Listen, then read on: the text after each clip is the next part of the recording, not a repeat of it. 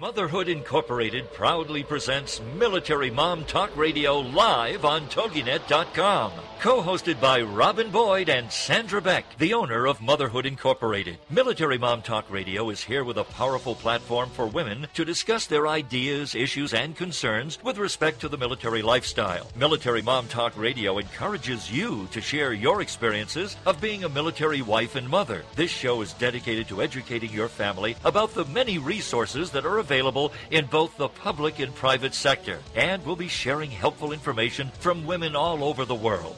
We'll cover everything military, from helping a family member cope with post-traumatic stress disorder, to navigating government programs dealing with family issues, to the struggles of deployment, along with being a working mother both in and out of the home. This is Military Mom Talk Radio, and here are your hosts, Sandra Beck and Robyn Boyd. Hi, military moms. This is Sandra Beck, and I'm here with Robyn Boyd. And Robyn, we've got an unexpectedly full show today. Yes, I love things like that. I just love open houses, Just open the door and we have whoever comes. It's great. That's right. Drop right in. Well, we're going to be visiting with our scheduled guest, Sally, who makes the most beautiful quilts. And I know it sounds so funny, like, oh my God, you're going to go do quilting on the radio? Well, I've done belly dancing on the radio, so quilting is going to be a breeze. But, these quilts are really important for our servicemen and women. And, like when I had a premature baby, Rob, the hospital gave me a quilt, for the baby, for Max and for Zach, because they're both preemies, that were made by, some women's quilting guild. And I still have both of them. I've kept both of their little infant baby quilts. They're like the size of a diaper. Yeah. But they're beautiful, and I will take them to my grave. You know what I mean? Yes. And it's like when I look at these quilts of valor and these valor quilts that they make for our servicemen and women, and, we get to give them a hug through fabric. That's pretty cool.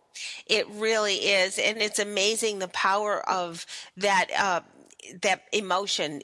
When somebody holds that, we do similar things our church, for example, with some prayer beads, and it has just transcended into the most amazing gift when we give these quilts to people who have just then been touched by someone's generosity, but someone's love. And there's nothing more beautiful than something that was handmade and a gift from the heart like that. So I'm so excited to talk to Sally in just a bit about all of the work that she's done. It is. It's really valuable, for two reasons. One, I think it's valuable for the service member, but it's also valuable for the caregiver. One of the things that I felt, and we're going to talk to Linda Kreter, a veterans caregiver, later on in the show, about what caregivers need. And one of the things that happened to me, and I'm going to tie quilts with caregiving together, is when I used to wrap up my kids, they're preemies, so they kind of look like Costco chickens. And, I need to wrap them up to keep them warm, even though it's warm here in Southern California. They had no body fat. But when I would wrap this little baby quilt around them, I thought about the women putting this together, or maybe a man, I don't know. But I thought about the time it took, and here they thought about this person that they'll never meet. They'll wrap up a baby and take care of it. And it helped me not feel so alone. And I know in trying caregiving situations, you cared for your mom, I cared for my mom and my dad. And, there's times when you feel exhausted. And, to have this little quilt made by somebody, I always would imagine I always imagine this little old lady, sitting there making this little quilt, and who knows, it could have been a 20-year-old, but it gave me comfort. It gave me peace.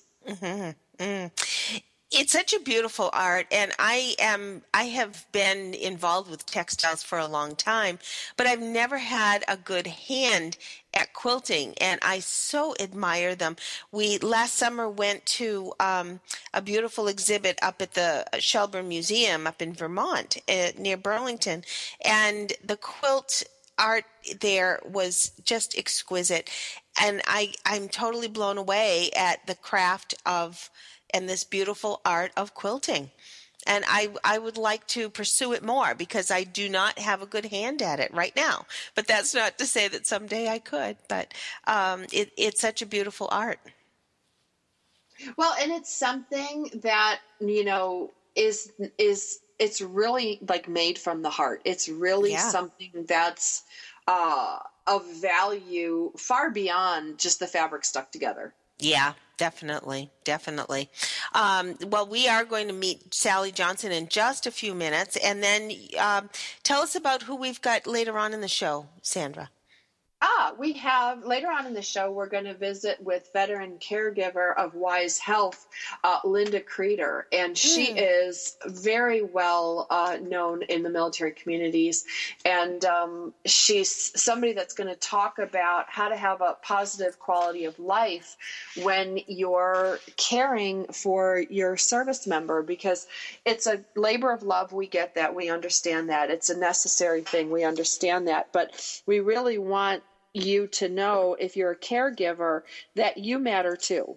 And it's really hard, I think, Rob, that make that demarcation line between your needs and not feeling guilty about them and then the needs of someone else, because I think that's the hardest part of caregiving. I think the hours, the monotony, especially when you don't see improvement, when they're chronic issues and chronic care, or, they're going to pass away in the end.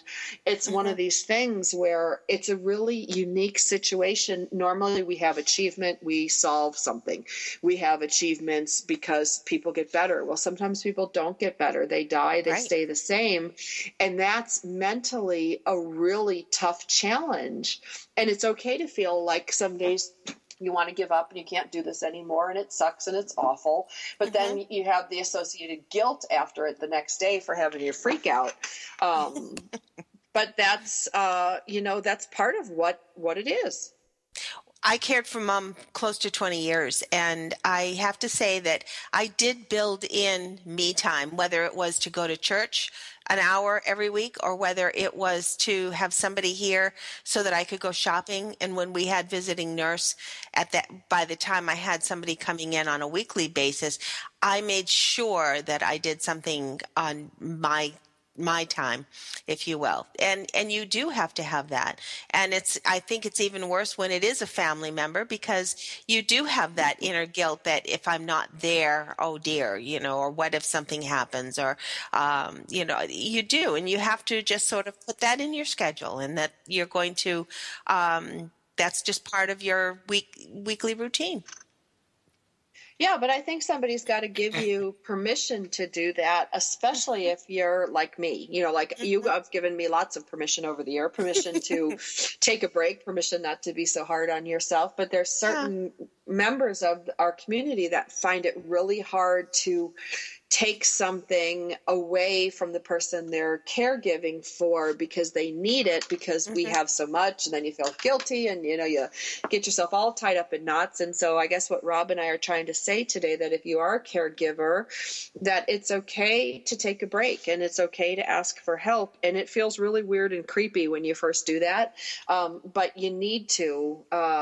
And it's hard to find out what you need when you've spent so much time caring for somebody else, because you may not even know what those needs are. Yeah, that's it. So I'm looking forward to chatting with Linda. But, let's first, the one thing that I did want to say before we say hi to Sally that came across my desk is that there is going to be a stair climb race in the World Trade Center. I don't know if you saw this, Sandra. No. There is going to be the first annual stair climb race at One World Trade Center. It's going to be in May 17th, and the first 1,000 people who register by May 10th, they're going to wear a computerized chip, and whoever has the fastest time will be the winner. There is a $100 entry fee, and there's also a $250 minimum fundraising requirement along with it. And the proceeds for this will support service members who've been catastrophically injured in war, and will help educate children who have lost a parent.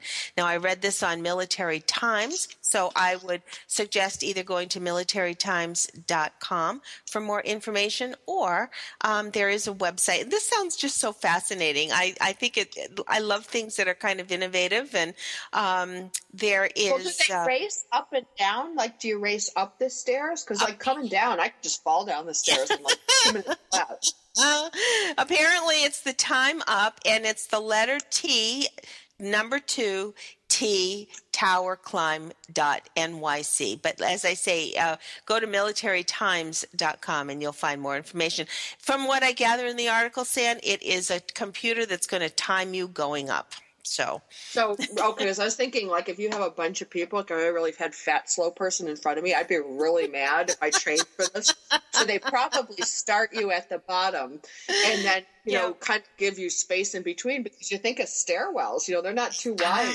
I know. So this is going to be interesting to follow along and get the lowdown on how this all orchestrates. But I thought it was fascinating. So anybody who's really interested and is in that New York area, planning on being there or intending to go because of this, look up militarytimes.com for more information. I thought it sounded just cool. Be thankful when you take your laundry upstairs that you don't have to go up like 95 flights. Absolutely. Well, on the other side of the break, we're going to meet Sally Johnson, and she is a quilter. We met her quite a few years ago, Sam. Remember, she'd be in our chat area because she was always listening to the show that precedes our show, American Patchwork and Quilting, with Pat Sloan. And we became very friendly with her when we realized that she does the most beautiful quilts and has done quite a few of them for soldiers in the VA center in her area down in West Yarmouth, Massachusetts.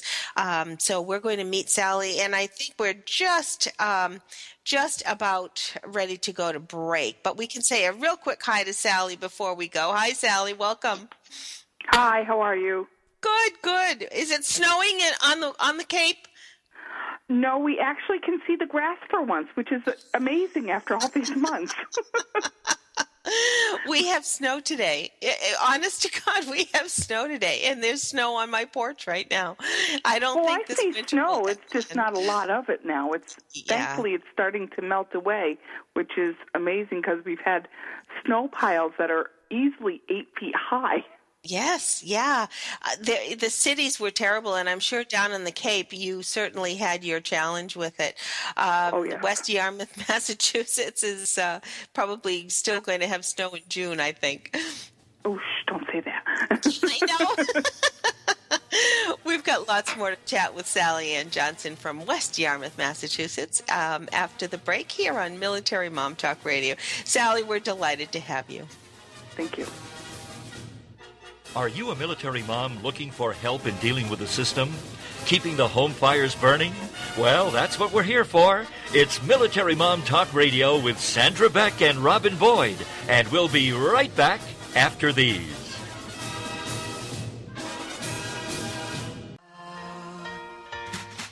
Do you want to get a contact high? Tune in for fun, inspiration, and motivation every Friday at noon Eastern Standard Time. Learn how to maximize your mojo and just say no to the status quo. Get inspired and motivated by a fun-loving coach who knows what it's like to get through this thing called life. With your High on Life coach, Audra Irwin, each Friday at 11 a.m. Central Standard Time and 12 noon Eastern.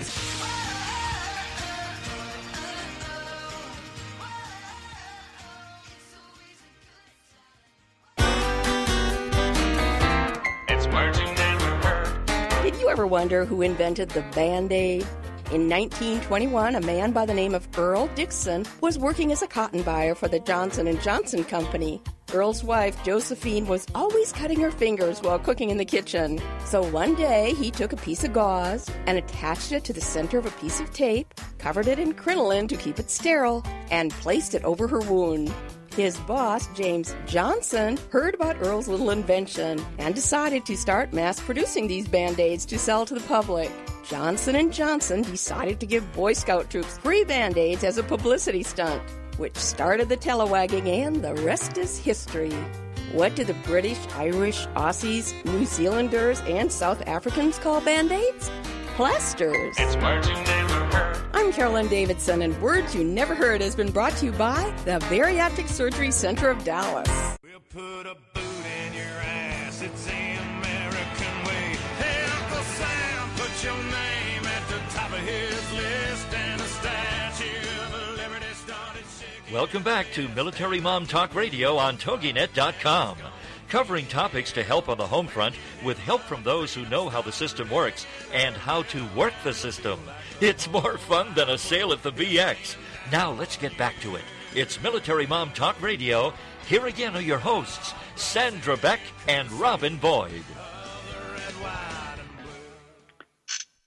Hey, military moms, this is Sandra Beck, and I'm here with Robyn Boyd, and we are visiting with Sally Johnson today, and she does the most beautiful quilts, and quilts are such a big part of I think, the military recovery process after injury, because all you have to do is type in military quilts. You can go to Google, you can go to Pinterest. I'm in Pinterest right now because these quilts are just amazing. I want my own quilt of valor, even though I haven't done anything but sit and talk on the air. So I have a big microphone in the middle. But they're gorgeous. They're gorgeous. Sally, I'm so glad that you're here today to talk to us about this. I am so thrilled. I have been doing tons and tons of work with a huge project, over a year of research on it, and it's just getting more and more exciting every time I get more into it. Well, so now, tell us. Go ahead. Yeah. Oh, go ahead, Rob. No, I was going to say, how many quilts have you made specifically for your veterans in that area, or have your quilts gone beyond, or are you? Yes, they have been. Actually, I'm part of a guild that does quilts for the Veterans Hospital up in West Roxbury and Brockton, Massachusetts, and I have, contributed to that. And then I started last year a block drive type of project with a book that I'm planning on writing and getting research for that called Quilts Heal Too, for veterans that suffer from PTSD, and quilts that for families that have had a loved one that suffer from PTSD or have lost a loved one that suffered from that disorder. And it has just blossomed and blossomed. And when I went to Houston last year for Quilt Market, I met Northcott Fabrics and Jennifer Brennan, who is a marketing director, and Brian O'Rourke, who is the president of the company. Told him what I was doing and how I wanted to go further with the project. And no holds barred, they have donated all the fabric I want for my project. Anything I want, just write to them and they'll send it, which is an enormous amount of fabric, and I've just gotten tremendous response from contributors who want to make blocks, who want to, add blocks to a panel quilt. They have one called Land of the Free, Home of the Brave. It's just absolutely the most gorgeous fabric I've ever seen, and all the coordinating fabrics that go with it is just amazing. Oh, now we want to repeat their name because Northcott, Northcott, and anybody who has done quilting will probably recognize that brand. And they have two lines, don't they? They have a line called Stars and Stripes, I think, is it? And then the Land of the Free. Isn't it Stonehenge? I do believe there are two different lines, but they're both from Stonehenge. It's okay. I guess that's the name of the line itself. I see. And they are wonderful now tell us a little bit about what a block drive is for anybody who hasn't participated in this. How do they participate and what are they expected to do? When I started the block drive, the main part of the block drive I did started last month. I put it up on my blog. I invited people through quilt groups on Facebook or Twitter. Let them know that I've designed a block. This is the block. This is the size of the block. These are the fabrics that are available. If you want to join in on the fun, this is a block that is going to be integrated into a quilt for a soldier or a family who has a member who has PTSD. I got an enormous response. 11 people within the first hour wrote to me on Facebook, I'd like to join in. They sent me their address. I gave them the instructions on how to make the block. I gave them the material, mailed it to their house. They made the blocks. It was a 24-inch block for this first month, and they created the blocks. They sent me 4 blocks. So when the blocks were done, they sent it back to me. Those blocks are being incorporated with a panel quilt, the panel that North Pat has right now. And for April, the block is designer's choice. As long as it's a 24-inch block, they can make 4 blocks, they can make 16 blocks, however many blocks they want to make, whatever it is. With the fabric that I give them, they'll get 4 or 5 yards of fabric, because I have so much fabric from Northcott. They were just so generous that I mail it off to them. They have until the end of the month. They can create whatever block, as long as there's 4 blocks, and it measures the 24 inches. If they want to take the 24-inch block and divide it into 4 separate blocks, they don't all have to be the same.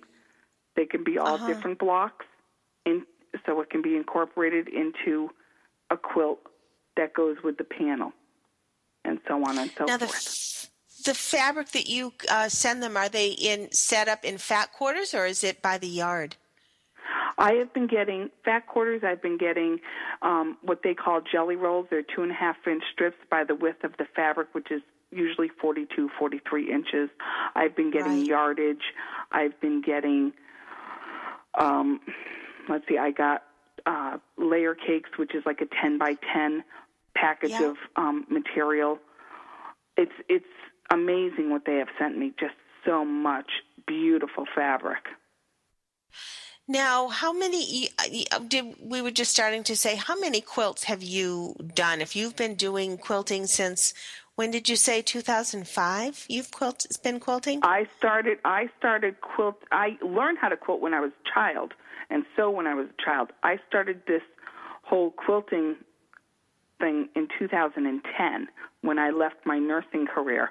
I left full-time nursing to quilt. And this is a full-time job for you now. Yeah, it's gotten to that, yes. And it's just blossomed. It's just absolutely blossomed. And being from, family members that have been in the military, and, connecting with friends who have their children in the military, it's just a passion of mine to be a supporter of the military. When you have given your quilts, do you personally go? Have you sent them? Do you have a representative from the Red Cross? How do you distribute them? With the Guild, we have sent them over through a representative through the Guild. When I have sent them, I have a liaison that I can connect with, and I have either brought them to that person, or I have mailed them out as they at times need request because they weren't able to meet with me or whatever the case might be. I am, with this set of quilts that I'm doing, I want to be able to, especially here in Massachusetts, I want to be able to send them personally. I want to drive there and give them to them. I do know a few people that are out of state across country that I'm not going to be able to do that, but I would, of course, send a nice letter with it and a nice card with it and label on the quilt and all of that, and mail it out to the person who is going to receive the quilt. I can only imagine the emotion that ensues when you give this gift. This must be phenomenal. Get emotional. It does get, what's the word? There's a lot of feelings and emotion that do happen with it. However, as time goes on, it gets a little easier, although you always have that feeling that this person has done so much, or this family has done so much for you in this country, that you just have that, I have that drive, I have to help. And I think I've had that for a very long time. And for many, many years, I think I just kind of hid it away. And then when I left my full-time career, it just kind of popped back out, and I just haven't been able to stop. I have just gone further and further. Isn't it interesting, Sally? Because as a nurse, you certainly were a caretaker of many. And how did your focus come to our military and our veterans? Most of the focus, I think, and I think the drive for it being so intense came to me when a friend of mine who I've known pretty much my whole life, I met him when I was 9, when his son was in the Marines and he had passed due to injuries that were caused overseas in Afghanistan. And it just was one of those things that just hit me so hard that I said to myself, I just have to do more and more and more, because he had this one son that had such a drive to serve our country. He went over there and he didn't make it home. And it just absolutely tore me apart. So I said to myself, I have to give more. I have to do more. I have to do something to make this better. I have to support them. Whatever I have to do, I have to do it. And it just has become such intense emotion for me to keep going. I don't know how to stop. Well, we hope that you don't, because all that you are doing is just an inspiration for so many more to join you in doing this. Your Quilts Heal Too project is phenomenal. And again, we want to mention a great big thanks to Northcott Textiles for their support of this project. Northcott, NORTHCOTT.net is where you'll find them.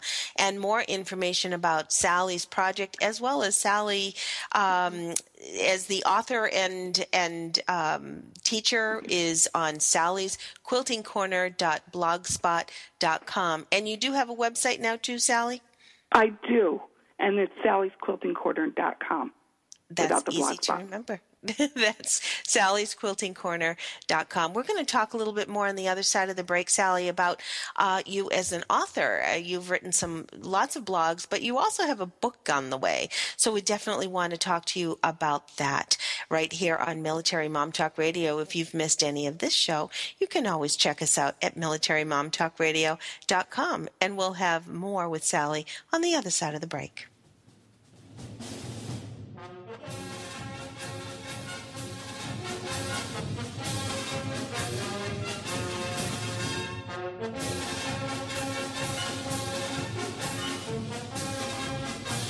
Are you a military mom looking for help in dealing with the system? Keeping the home fires burning? Well, that's what we're here for. It's Military Mom Talk Radio with Sandra Beck and Robyn Boyd. And we'll be right back after these.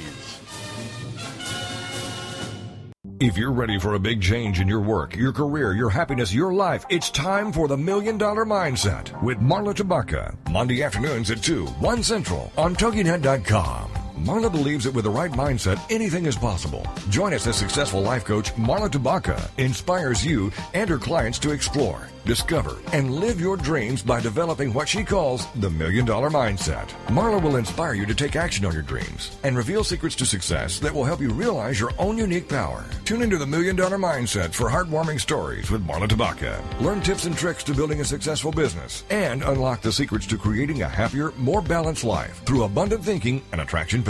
For more information on the $1 Million Mindset, go to our website, marlatabaka.com. That's MarlaTabaka.com. It's the $1 Million Mindset with Marla Tabaka. Monday afternoons at 2, 1 p.m. Central on Toginet.com.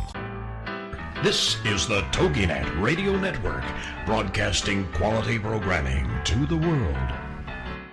LinkedIn. It's a great tool and a great way to do business in today's social media driven world. And Carol McManus is the LinkedIn Lady with the LinkedIn Lady Show. Tuesday and Wednesday afternoons at 4 p.m. Eastern on allbusinessradionetwork.com. The LinkedIn Lady Show is designed to inform, inspire, and educate businesses. Every social media site has a specific demographic, personality, and purpose. And the LinkedIn Lady will interview a variety of guests, such as business owners who can showcase showcase their business and talk about how they use social media, such as Facebook, Twitter, YouTube, Google+, Pinterest, and of course, LinkedIn. For more on Carol and the show, check out her website, LinkedInLady.com. As trends change and new applications become available, the LinkedIn Lady Show will bring that information to you in an easy-to-use, fun, and engaging way. Every Tuesday and Wednesday afternoons at 4 p.m. Eastern, it's the LinkedIn Lady Show with Carol McManus on allbusinessradionetwork.com. 'Cause there ain't no doubt I love this land. God bless the USA.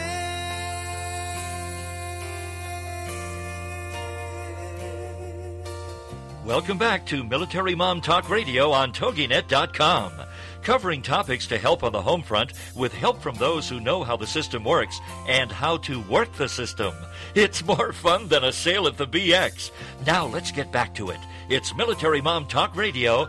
Here again are your hosts, Sandra Beck and Robyn Boyd. Hey, military moms, this is Sandra Beck, and I'm here with Robyn Boyd, and we are visiting with Sally Johnson, and she's talking about the quilts that she's making, and we want to inspire anybody listening today who has a desire to quilt or to sew or to be part of this. Sally, I want to ask you, how do you get started? I mean, I know, you go to the fabric store, you buy some quilt material, and I don't know, learn how to make a quilt on YouTube. That would be my way. But how do people who are wanting to quilt or know how to quilt, how do they get involved in stuff like this? How do they make a difference? One of the ways that I started was when I first joined Twitter, I met a lot of people in the quilting community. And there was a gentleman who quilted. He is known as Quilt Dad, a.k.a. John Adams. He is a phenomenal guy. He is his real job is marketing, and I asked him, how do you go about getting fabric and notions and all that stuff donated? He was incredibly generous and gave me the contacts to contact to these fabric companies, Moda, Northcott, Wyndham Fabric, you name it.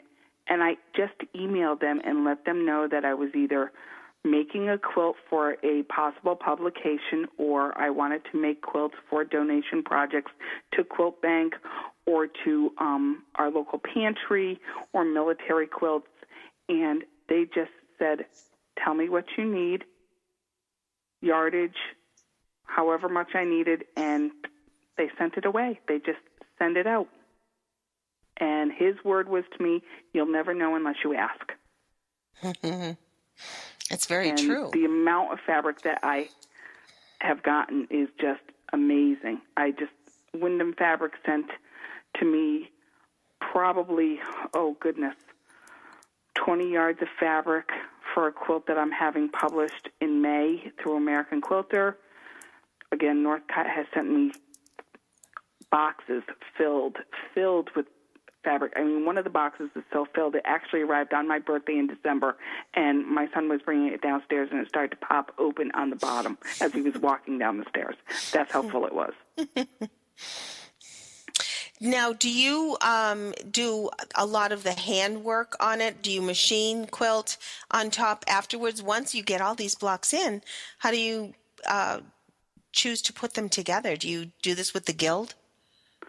I have done some with the Guild. I have done a lot independently. I will take the blocks that I have, and I have a design wall that's in my studio downstairs in my house, and I'll take the blocks and I'll just put them up on the design wall and see what looks good in the placement. And once I have it, laid out, I will just start machine sewing them together, and then I'll just start layering the top, the batting, and the backing, and I will machine quilt on my little Janome that I have, and I am very, very lucky. I'm getting my very first long arm. I was just going to ask you if you have a long arm. I'm getting my first long arm end of April, beginning of May. I was able to come up with the money for it. It's just about paid off, and it's my favorite color. It's purple. Her name is Miss Violet, and it will go much quicker to quilt a quilt, especially a lap quilt or a nice large throw quilt for a soldier on a long arm as opposed to a domestic machine where you're moving the fabric instead of the machine on the machine on the fabric itself. There's a huge difference. Even though the technique is almost the same, you're just incorporating it from machine moving to fabric moving. What's your best tip for storing fabric? Because I'm sure if anybody is a military family and has to move from place to place, they have had to find the best way to store fabric without it either getting moldy or musty, or do you store them in bins? How do you store your fabric? I store my fabric downstairs in my studio. I store on a shelf. I'm very lucky. I have a very dry basement. It doesn't get too wet or a lot of moisture. For quilts, people that have a lot of quilts that want to store quilts like in their basement, if they have no other place to store it, I would suggest the nice plastic zipped bags that come with your comforters from like Kmart or Bed Bath & Beyond, but wrap them up in tissue paper first. It kind of will keep some of the air out and keep things, the tissue paper will help keep the moisture directly away from the quilt itself. Mm-hmm.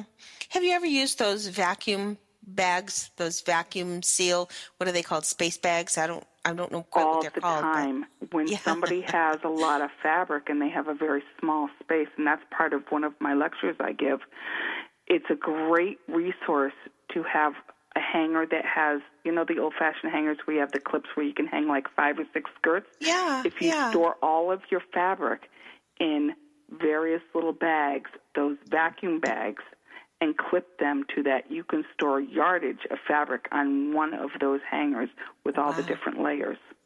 Wow, what a great tip. It's a great space saver for somebody who has a very small apartment.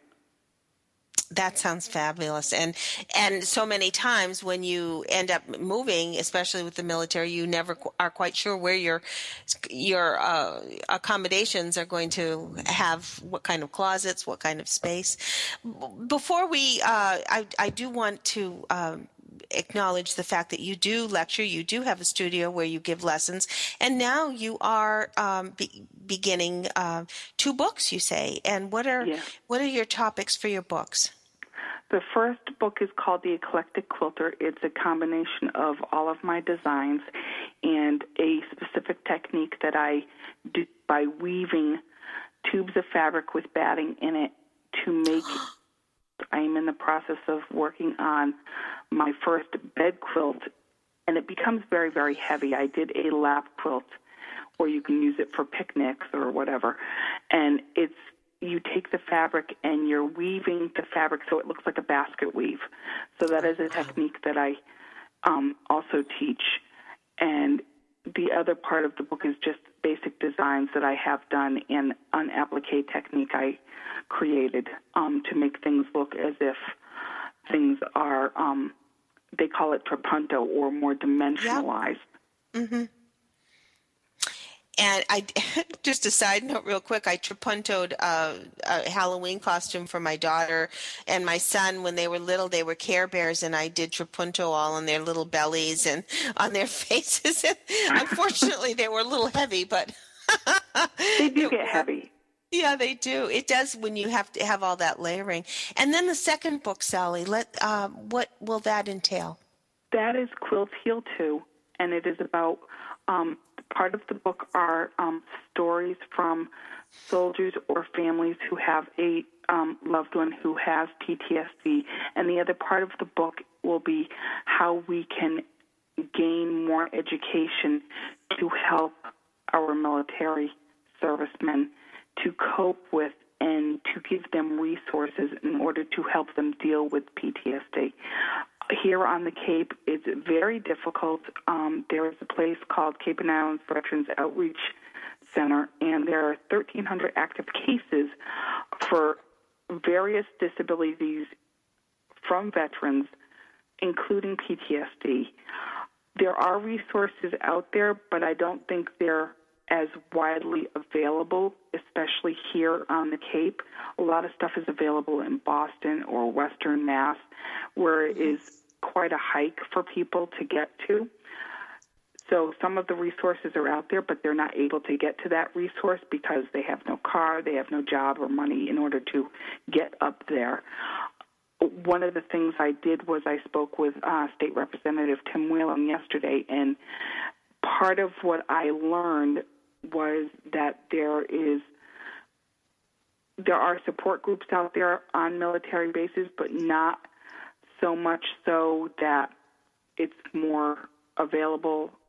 And I want to compare kind of like an AA meeting, which it's not, but it's a support group where you would be able to go there and talk about what you're, enduring and experiencing.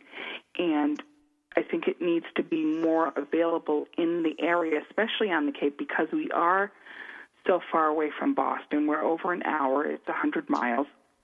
It should be offered more often, not just once a month or every 2 months or whatever. There should be something where maybe we can have something at a Salvation Army or a Veterans Center where we can do something weekly, or at a hospital that we can do on every other week basis, so that people can come and maybe people can donate their time in order to, run a group, say, this is a support group, we're here to help you, we're here to give you the resources for whether it be food, clothing, housing, if they don't feel like they can go to these other places or they can't get to them. Sally, this is really an inspiration, and it's amazing what a little effort, how far that can go. We want to acknowledge that you had earned the Bronze Presidential Service Award for your service during Katrina. You've been involved with Wounded Warrior Project for fallen soldiers and Christmas cards for the troops, on top of all of the beautiful quilts, over 100 quilts you have made for charity to date, and it is counting. So, Sally, we are so appreciative of your time. I want to once again give your website, sallysquiltingcorner.com. You'll want to visit her blog on Blogspot, the same sallysquiltingcorner.blogspot.com. And, Sally, continued success. This is phenomenal. And I'm sure in both of those locations we'll find your books as soon as they are published. Is that correct? Absolutely. Thank you so very much. We're looking forward to it. Pleasure. Thank you so much. And we appreciate all you're doing for our military families. On the other side of the break, we're going to meet Linda Kreter right here on Military Mom Talk Radio.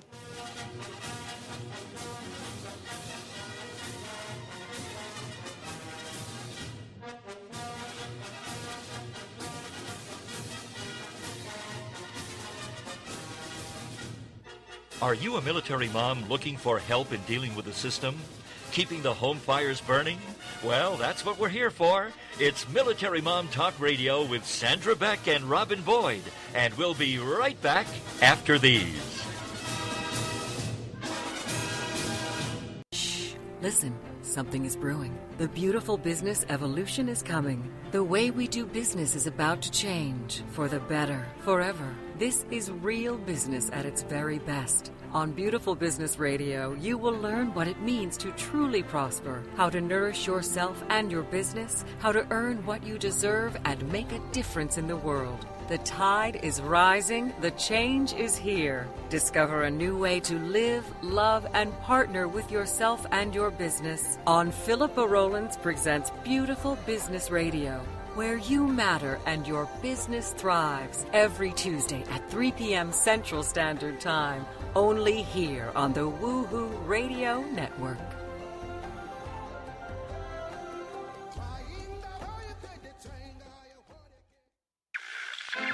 Reaching out from the heartland of the United States with quality programming, this is Toginet Radio. Have you heard? The pages of American Patchwork and Quilting magazine come to life on our new weekly online radio show, American Patchwork and Quilting. Join Pat Sloan, our blogging and quilt designer host, as she talks about the latest trends, ideas, and inspirations.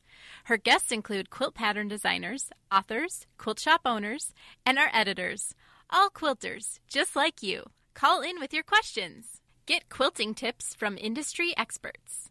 Learn about free patterns. Hear behind-the-scenes stories from our magazines, American Patchwork and Quilting, Quilt Sampler, and Quilts and More. Get the scoop on free stuff and find out more about the best independent quilt shops in North America. To listen to a live show, tune in Monday at 4 p.m. Eastern. Just log on to allpeoplequilt.com/radio. To hear past shows, go to iTunes and search for American Patchwork and Quilting Radio. We hope you'll join us because we know that quilting changes everything. We'll put a boot in your ass, it's the American way. Hey, Uncle Sam, put your name at the top of his list, and a statue of liberty started shaking. Welcome back to Military Mom Talk Radio on Toginet.com. Covering topics to help on the home front with help from those who know how the system works and how to work the system. It's more fun than a sale at the BX. Now let's get back to it. It's Military Mom Talk Radio. Here again are your hosts, Sandra Beck and Robyn Boyd. Hey, military moms, this is Sandra Beck, and I'm here with Robyn Boyd, and we were visiting with Sally Johnson.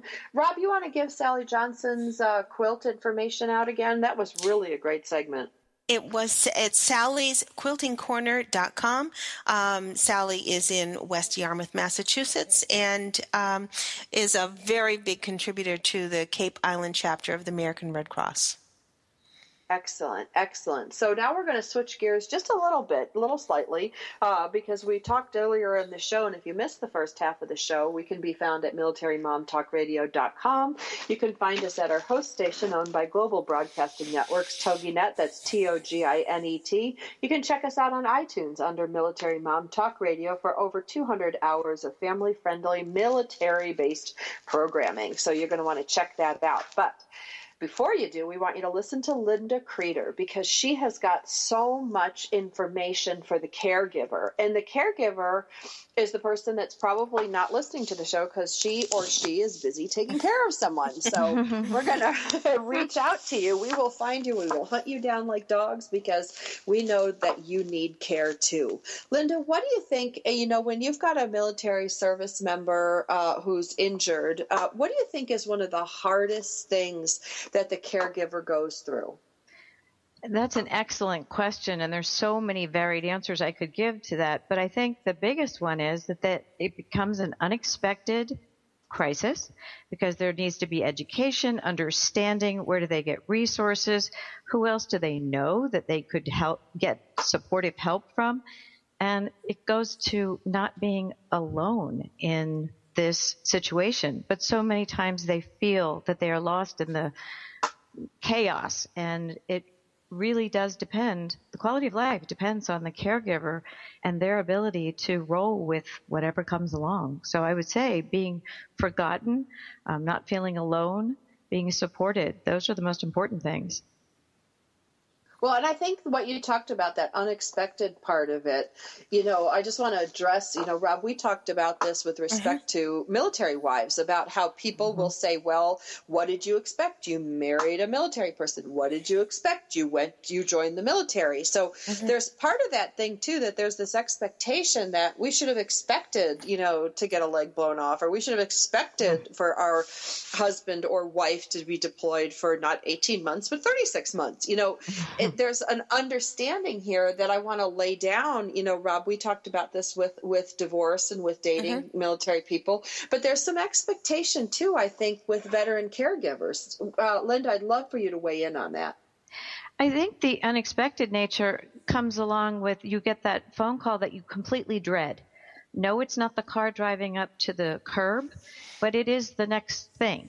And so you get that phone call, and all of a sudden, every routine is thrown out of whack. But with help and support and a bit of education ahead of time, knowing that you do have resources to call upon, and there are numerous resources that are starting to come into play after 13 odd years of these current eras, but it is very important that they not only reach out and find out how to go through the scheduling and what they need to logistically, but what comes along very, very quickly is that the caregiver's health is often overwhelmed because they have no time for anything but their caregiving, and they don't prioritize themselves at all. And there is a reason they tell you to put your own mask on before helping someone else on an airplane. If they don't take care of themselves, they're not going to be able to keep the family unit running. And then all things fall into a state of disarray. It's fascinating when you hear it so factually, but doing it is a whole other thing. And I think that realization that your life has changed in an instant, because chances are, if this is a family member, your life will never be the same, but you need to evolve into, and we've said this term over and over, a new normal. But that is intrinsically what has to happen, is that you now are going to start all over again. Your relationship is going to be different if it's a spouse. It's very difficult to care for a parent in a different way because they have always been the caretaker to you. And what kind of support does that caretaker seek out? From where would somebody get this kind of guidance to be able to restructure your whole life? Well, what you're really talking about, it seems to me, Robyn, is that the whole communication structure that you're used to doing, who you would reach out to, where you would find your information, is suddenly turned on its head, because not everyone has gone through the same thing. And even if you're a caregiver for someone with PTSD, the next person with PTSD may not be going through the same things that you are. And so it is a matter of taking care of finding out who are your most sympathetic people. Oftentimes the big gap comes in the fact that families truly don't understand. And I speak of that more in the case of the invisible injuries. So the traumatic brain injuries, where a person is truly changed, but outwardly most of them look very normal to themselves and their families. The breakdown in communication comes because expectations are changed, but the circumstances have not yet. So where do you go to find answers? There are a lot of agency things. DOD and VA obviously offer things. I would also venture to say that the private sector is filling the gaps in terms of the education, giving information that's very practical and usable. And there's some things that no one even thinks about. You think about the emotional health of the caregiver, which is essential. There's also some very practical ones. What if you're suddenly lifting a very heavy service member who's bigger than you are? So it's very important you keep your back strength, your upper body strength. You've got to eat right. Caregivers are often in trouble physically because they forget to hydrate. Some of the simplest things that you would think about, but their world revolves around someone else, and they are no longer looking out for themselves. So they need to have a circle of support of some sort, whether it's online, in person, a combination of the two. Professional help is often very, very beneficial. But caregiver health is so challenging because unless they are healthy, they can't take care of the rest of the family. And that's very important. Well, and it's funny you say that because, I was reading this thing today about this recipe for a military wife or a military mom. And it's like half cup patience, 2 tablespoons elbow grease, 1 tablespoon courage, like a cup of tolerance, and then a dash of adventure. And, what I would say to, and is the absolute ability to rebound from the unexpected, because so much of this it's on the fly. We're not prepared, to all of a sudden become the caregiver in this scenario. We're expected to caregive to our child, to our family, to our house, to our things. But, I remember the first time I had to give an injection, I was like, oh man, like I'm not a doctor. Don't you have to go to medical school to do this? But, you do it. And what are some resources for caregivers that are out there that can people can turn to choose from, because you're so tired and you're so exhausted. Now the prospect of going, well, how do I even find help, can feel overwhelming. A great question. And it really depends on which modality someone really has the time for and how they like to be reached. We find that sometimes the hardest part is getting someone to take their head and lift it up enough to realize that they do need help and resources. So there are online resources. Obviously, I run veterancaregiver.com, which has resources, but the VA has resources. There are wonderful blogs run by military spouses who are wounded warrior wives. There is a large cohort of parental caregivers for their adult military children. A new book was just published recently called The Mighty Moms of Walter Reed and Their Wounded Warriors. Fantastic perspective on the parent caregiving. So you can go online, you can go in person. There are support groups. There are phone conferences. I know that NICO and Department of Veterans and Defense and Veterans Brain Injury Center, for example, has teleconferences and webinars. Unfortunately, you really have to seek them out yourself. There is nothing that's proactively going out to the caregiver, and they have so little time. And so it really does involve an internet search locally, optimally, so they can see and meet other people. I do want to insert, though, that while being around peers is very helpful, remember that you're often affected by those around you.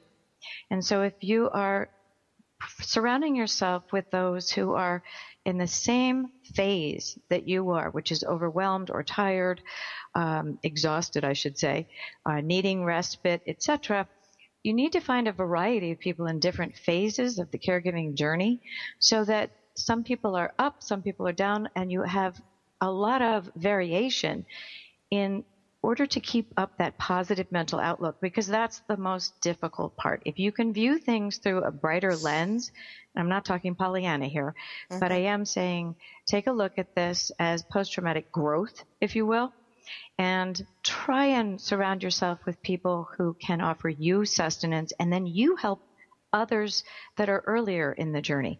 So it's very much a supportive network out there, and it doesn't take much in the way of searching to find groups, even in your own neighborhood. Also, your faith-based communities often have caregiver support groups, and I encourage everyone to take advantage of any medium that works for them.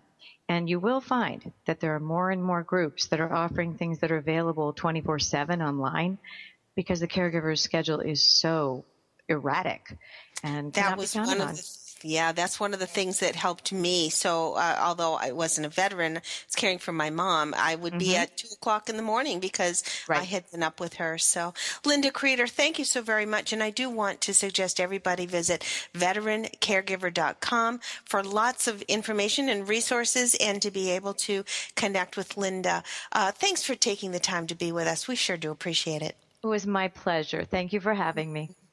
And do remember to visit sallysquiltingcorner.com if you would like to learn a little bit more about quilting and how you can be a part of a quilting block drive. That's a great way to add a little love to someone's life. Thank you so very much for joining us. We'll see you all again next week, I hope. For Sandra Beck, this is Robyn Boyd on Military Mom Talk Radio.